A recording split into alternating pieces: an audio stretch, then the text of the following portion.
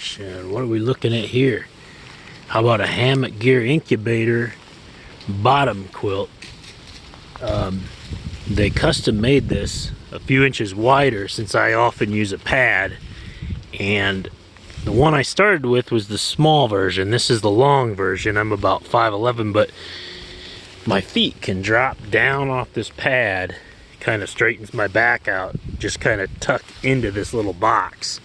And since it's a little wider, it will wrap around my shoulders and body a little better. Granted, most people don't use the pad, or a lot of people don't, so my back isn't the world's greatest, and I like carrying a pad with me. I just like being able to go to the ground or sleep on a pad too, or the hammock by itself, or whatever. This is a Grand Trunk starter hammock, just a basic hammock. I broke one in Green Bay, or no, I was in Ely, and then I ended up down in Green Bay, and I went to the local, I don't know, Cabela's.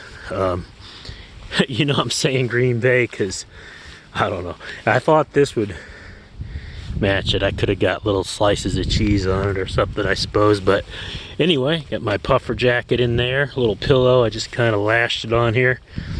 And this is a nice hammock. It's a little wider than the ultralight Enos. It's a little smaller, quite a bit smaller than the bigger 11-footers that you see people using, and with the pad supplementing, I'm fine. And then it's good enough I don't need the pad either. I can lay in it pretty well. I'm really impressed with the service from Hammock Gear. Really nice folks.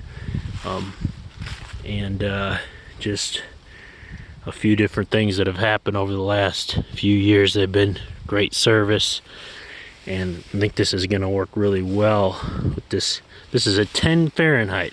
Somebody's like, well, that's the flattest looking hammock gear I've seen. They look a little flatter because their baffles are actually box baffles.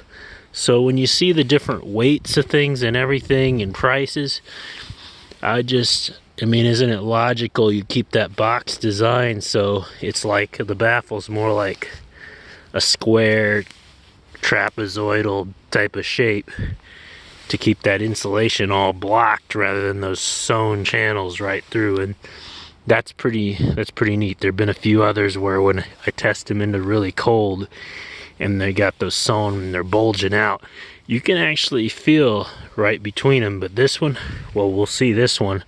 I've been testing their 40 Fahrenheit one, the small one I got. That was kind of my pattern, got a good deal on sale. Before that, I had I still have these things. I have a one from Steve Hazel from Etsy. Nice bottom quilt, just kind of building up.